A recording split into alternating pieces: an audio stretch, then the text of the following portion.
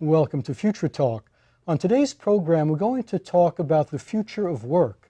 Computers and robots have brought us huge economic benefits, but they also threaten the livelihoods of millions of workers who could soon be replaced by smart machines. We recently attended the Innovation for Jobs Summit, which is designed to address this problem. We recorded some interviews which we'll show a bit later. But now I'd like to introduce my guests. On my far right is David Nordfors, co-founder and CEO of the I4J Summit. Next to him is Robin Farman-Farmian, president of the I4J Summit, medical futurist, and author of the new book, The Patient as CEO. To my left is Alan Blue, co-founder of LinkedIn, the world's largest professional networking service. But before we start, I'd like to show our first video clip. This is Vint Cerf, co-founder of the I4J Summit, and also Vice President and Chief Internet Evangelist at Google. Let's roll that tape. The current economy revolves around the notion of tasks and trying to get people to do tasks for which we pay them. But the tasks are things that can often be automated. And so as robots come along, as more software is engaged to do things, we can make automatic a lot of the things that we would otherwise have paid somebody to do. The implication of that is we have to find more creative things for people to do that machines can't do. You have to be able to adapt to new requirements. Early education is super important. But in the long term, I think we need to also help people feel comfortable taking risk, because some things are not going to work out. But if you learn from that, then eventually you may be quite successful. So this whole disrupting unemployment idea and the Innovation for Jobs conference is about understanding how to create the environment in which those new jobs can emerge. I would say that there are platforms that are starting to emerge, especially from this online internet environment. There's a layer of software and communication which has allowed people to build new businesses. And now we're starting to see layers and layers of new kinds of infrastructure showing up that make it possible for people to invent new businesses and create demand. And if you look at the world economy, even in the poorest countries, we're seeing expansion happen. So in the long run, I'm pretty convinced that all these technologies are going to be enabling as opposed to disabling. That was Vint Cerf. So David, what exactly is the problem that the I4J Summit is attempting to address? Well, there's a problem today, and that's that basically only 200 million people of the 3 billion on planet Earth who work are happy with their jobs. And almost all of them want a job, but only about 1 billion have a job. So the labor market is very, very inefficient. That's the problem. People don't have jobs. But there's an opportunity, and this is that we are running on an extremely low capacity of what humanity actually can offer. You could see it the other way around, that if we could have the tools for tailoring jobs for these people, so that 3 billion people could have a job tailored to fit their skills, their passions, their talents, if we could match them with people that they actually are very productive together with, how much more value would 3 billion engaged, well-educated, well-matched people, how much more value would they create than the 200 million engaged people we have today? Now, many times more. Now, how do we find the work? How do we create the work? Where does this come from, generating productive work that can't be done better by machines? Right. So you see, the economy is about people needing each other. And if people need each other more, the economy grows. And if people need each other less, the economy shrinks. So Innovation for Jobs is actually about creating innovation that make people need each other more and in better ways. And Alan Blue here started a company called LinkedIn, which does such a thing. It helps people need each other in better ways. So is this about personal relationships instead of cold, mechanical, computerized filling in the slots? Yes, because you see, everything that you speak about, all these technologies that can destroy jobs and that do destroy jobs, they can also be tools. They can be used for finding jobs, for helping people do things for each other that they couldn't do for each other before, that they want from each other. So Innovation for Jobs is actually very much about the innovation for finding new things for people to do that they want from each other. And that's where the market is. And if you nail that market, it's going to be hundreds of trillions of dollars. The world economy today is $75 trillion. That's what's created by this suboptimal workforce with 200 million engaged people. You know, I'm very conservative if I say that that economy is going to go up with 100 trillion if we take it up from 200 million to 3 billion. Will this all be people. generated by corporations trying to make a profit, or will there be some other motivation, like people saying, well, my goal is to help the human race, not just make money? Well, you see, so this is the people-centered economy, right? So if you think about that, the biggest need people have today is they need a job. So they are customers for a good job. And when you start getting technology so you can tailor jobs for them and find things for them to do that other people need, then they are customers for a job, and you're a company that tries to satisfy the customer, and the customer is a worker. And this is the economy that's going to take off soon. We're going to come to a point where it's going to be more cost efficient to tailor a job for a person than to shape a person to fit the job slot. And from there on, we're going to go into a completely new economy with its, you know, the worker is the customer, and the customer is going to be your capital because you invest in making this person more valuable. And you earn money by helping this person earn money in a better way. And that's going to be a new economy that's going to be much, much better. But we need to get over the threshold to get there. Now, what is I4J Summit's contribution to this? Is it to come up with ideas that other people will carry out? Is it to begin implementing the ideas? What piece of the puzzle does I4J fit in? Yeah, so we are building around this idea of innovation for jobs. So for many years, people have only discussed how innovation and AI is going to destroy jobs, and we simply weren't that interested in that discussion because it's dystopian. I mean, what can we do? The good thing is to see what can we do to create jobs. So this is what we've done. We've created now a leadership network with thought leaders like Alan, like Robin was a big role in building this network. And we have a few hundred world-leading thought leaders now. We've written a book. We're now moving into research, and we're building analytics, and we're going to start facilitating this innovation for jobs ecosystem, which is the ecosystem of entrepreneurial companies that compete for tailoring jobs for people. Okay, very good. We're going to move on to our next segment with our medical futurist, Robin Farman-Farmian. But first, we have a video clip of John Madison, Chief Medical Officer of Kaiser Permanente in Southern California. Let's roll that tape. And if you look at what causes a lot of the problems we're seeing in healthcare today, they're deriving from a lot of disorders of lifestyle. Health is really a subset of happiness.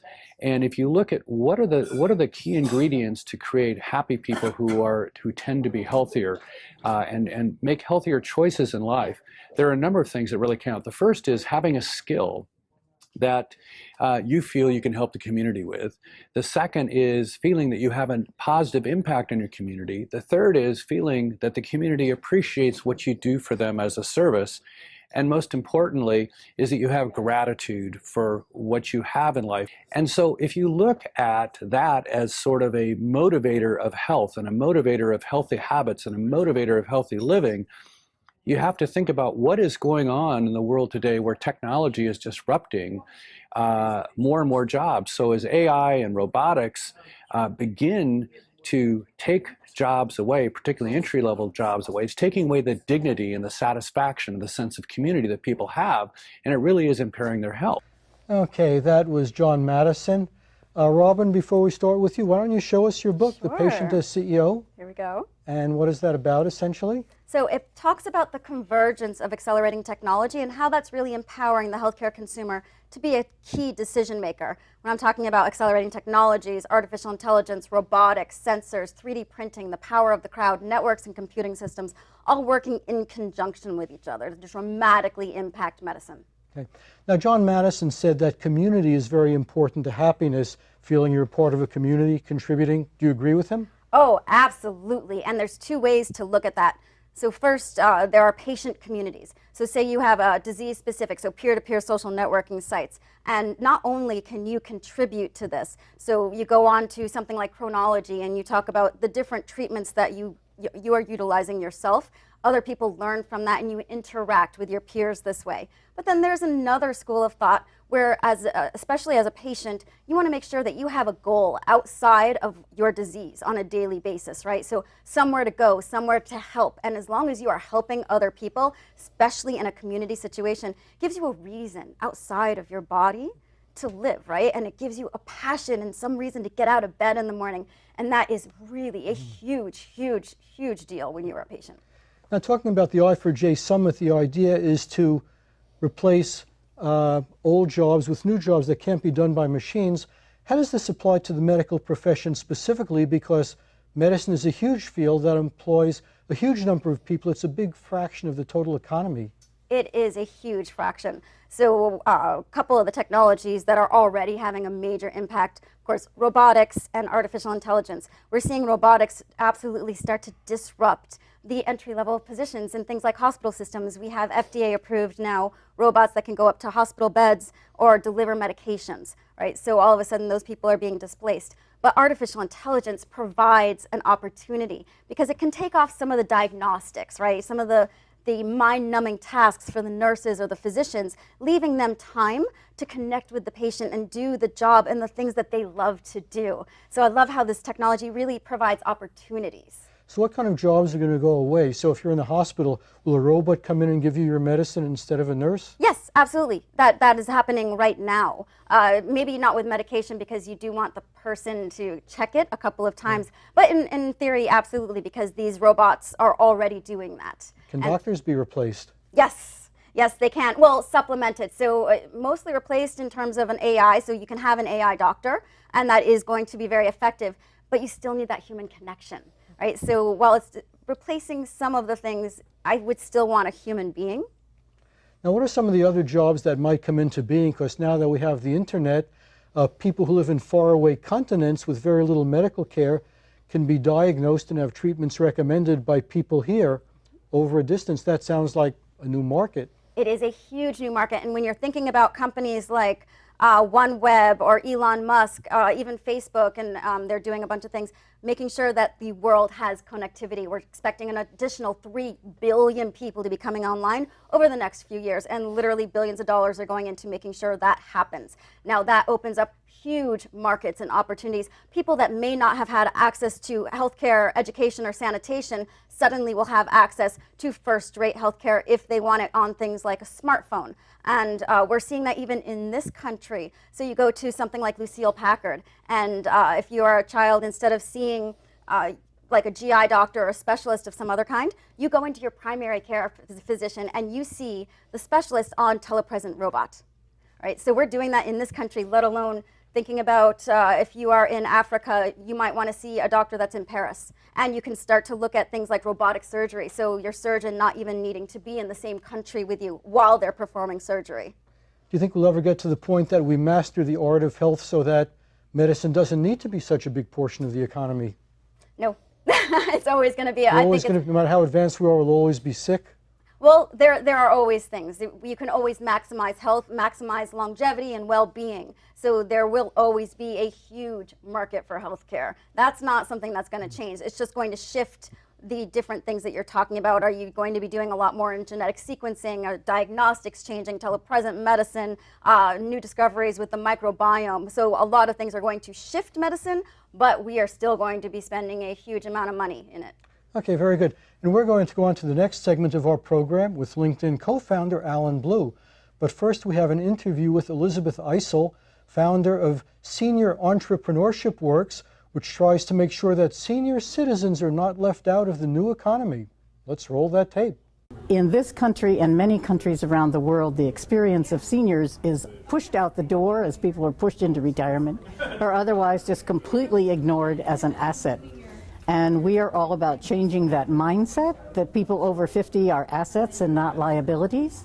We work with governments around the world who are panicked about what they're going to do with this senior demographic, which they consider a tsunami. and we say it's not a tsunami, it's a silver lining. We have a whole new concept of work and working longer, and people who want to work as long as they're healthy and willing to do so, we should be supporting. We work with the individual entrepreneur in helping them understand how to translate their life work experience into building a company. We have something brand new called the Experience Incubator, where we combine the experience of young people's social media technology skills with a senior's life work experience. And when you get two generations working together to create a business, it's a catalytic effect. We're a global organization. We work with companies and governments around the world for how to tap into this experience and unleash the potential of it. The one thing most important to remember about today's seniors is that they are absolutely relentless about remaining relevant. And if they can do that, the extra 20 to 30 years that they have are going to be healthy in all ways. That was Elizabeth Eisel. Now, Alan, Elizabeth is trying to get senior citizens into the new economy. Do you think that specialized groups like hers really can make a significant contribution compared to, say, what LinkedIn does? Oh, I think there's no doubt about it. In the end, no single company, no single force is going to solve this problem. It's going to be a combined effort among people who are concentrating on specific audiences, people who are thinking generally as platforms, people who are thinking the big thoughts, and people who are acting on the ground. Now, you're in LinkedIn. What are some of the things that LinkedIn is doing now to try to match employees with employers and get all the training they need and so forth? Mm-hmm. So, LinkedIn has long matched employers and potential employees together. Over the years, we've gotten pretty good at recommending. We've gotten good at figuring out what kind of skills are actually required for various jobs, just by looking at the jobs and the people who are part of the system. And it turns out that's actually a tremendously important thing, because skills are changing fast. And if you can actually take a snapshot of what the skills are and then update that snapshot every week, every month, then education can stay ahead of what actually needs to be trained. Do you think that LinkedIn can actually drive change now that it's easy for people to find a match? Now they can develop more specialized skills and feel that, well, maybe they can find someone who can use it. I think so, and this is one of the reasons that we've invested in lynda.com. So Lynda is an online training provider which became part of the LinkedIn family last year. We believe that a combination of the skills we're able to actually determine and the classwork that Lynda is able to provide is a good way to make sure people can keep learning and keep developing that skills throughout their career. Do you constantly get feedback from the people who have accounts on LinkedIn so you can know what you need to do better? Yes, never enough feedback. One of the wonderful things about working in an internet-based business today is that you get to work with the data and do really interesting things with it. We're able to create things based on the technology we've got right now, which can make much better matches and can discover opportunities which would have gone unnoticed in previous generations. Now, is there also a way of training people who use LinkedIn so they can describe their experience in such a way, whether it's using all the right buzzwords, to make sure that they make the right connections? Yeah, well, we actually do a story every year about the most overused buzzwords on LinkedIn profiles. So make sure you pay attention to that before you get too crazy with your buzzwords. In general, the answer is yes. The internet has always been about empowering individuals to do things on their own. But we've discovered, especially in some work we've just kicked off in Denver and in Phoenix, the importance of help in terms of being able to create the right profile for yourself. Okay, and I understand this is a new project that you're working on, Yep. which hasn't been fully rolled out yet. So we've rolled it out. We've now announced it in 2 locations. It's called Skillful, and it's a partnership that we're doing with the Markle Foundation, which is based out of New York. And the basic idea is, could we create a system where the companies that most need to hire high-tech talent, high-skilled talent, would be able to identify which programs actually successfully train their incoming employees, and then make that entire chain from high school through training and into work completely visible, and therefore make it easier for more educators to participate in the training of people for the skills that are most in demand. Now, even if you do the training in the optimal manner, would there still be enough jobs for all the people who want to work? So right now, there are more than enough jobs in the United States for the people who want to work. And basically in every economy, every advanced economy in the world, and in the growing economies, that is true as well. Right now, there are 600,000 open advanced manufacturing jobs in the United States, 1 million open healthcare jobs in the United States. And we expect those numbers to grow as employees retire. Those companies are desperate to find that talent, and we're desperate to make that match. Now, what's happening to prevent more matches from occurring? Because if you're there or not enough people using LinkedIn, if all these unemployed people went on LinkedIn, would they be pretty much assured of finding something? I think they would be assured of finding information, help, people who can help get them there.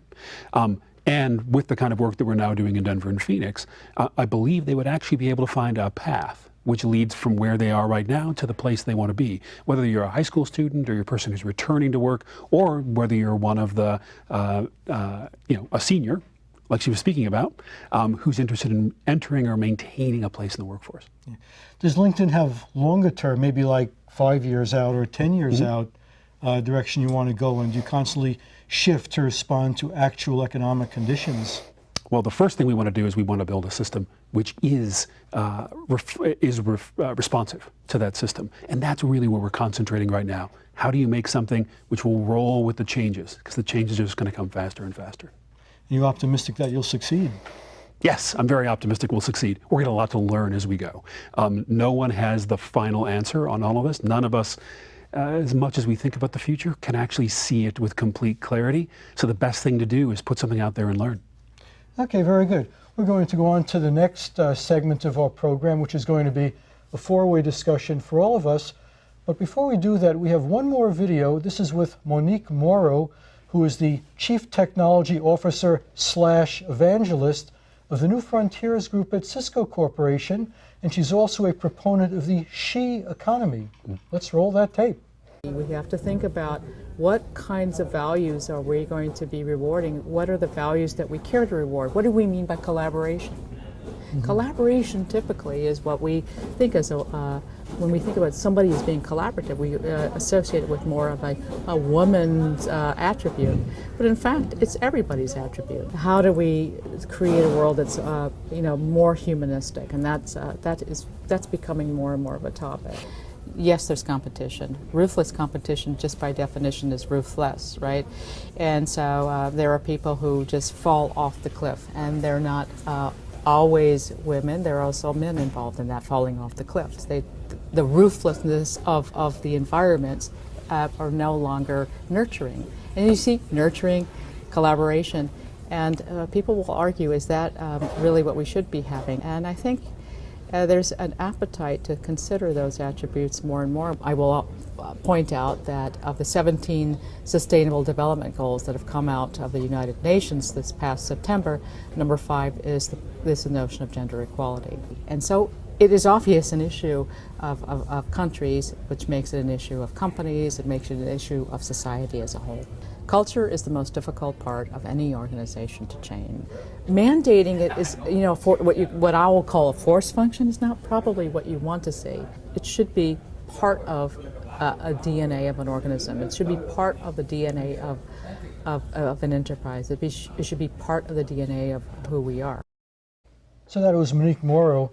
Robin, let me toss this out to you, although anyone can answer it. So she seemed to say that in this new economy, in order to collaborate and nurture each other, we have to move to the more feminine side. Is there any risk in becoming overly feminized in our culture when other cultures in the world are becoming more aggressively masculine? Do we jeopardize something by moving too far in the feminine direction? Oh, absolutely not. I don't foresee us moving too far in the feminine direction. While we can go a little bit, most of the people that are in the workforce, not the most, but a large number are men, and they are not going to overly develop their feminine side. I just don't see that happening. So it would be great to have a little bit more of that in the workplace. And there are stats that say when you have women in senior management, the company does better overall, which proves that point. David, what do you around? And I will guarantee you that that a company with diversity of opinion and approach is going to be a more innovative company and a more successful company. It's actually the secret fundamentally to what Silicon Valley does. Now, do you think that diversity is always good? More diversity is always better? Because we have the idea of machines taking away jobs, which is one issue. And then we have a lot of other issues on the social agenda which might not be directly related. And I'm wondering if we should be conflating all these things together. So diversity is a good thing when people like each other. Because the big shift in the economy that's coming is when we go from saying, I need this thing done, who can do it for me? This is the old economy. And the new economy is, what's the most value we can create together?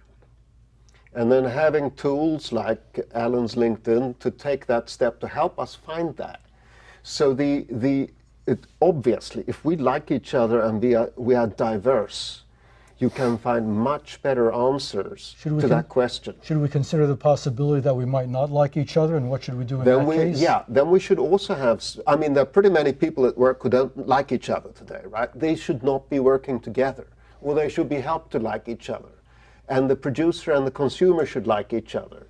I'd like to say that the meaning of the economy should be improving interpersonal relations globally. This should be the meaning of the economy. And the way we do things should be the means. And I'm suggesting that with the technologies we have today, we can reset ourselves. We can try to answer the question, what's the best value we can create together, and create meaning by improving interpersonal relationships. I'd love to continue this topic, but unfortunately we're totally out of time. So we're going to have to wrap. I've been speaking with David Nordfors, Robin Farman-Farmian, Alan Blue. Thank you all for being here. A great conversation. Thank you for watching. Visit our website, www.futuretalk.net. For Future Talk, I'm Marty Wasserman, and we'll see you next time.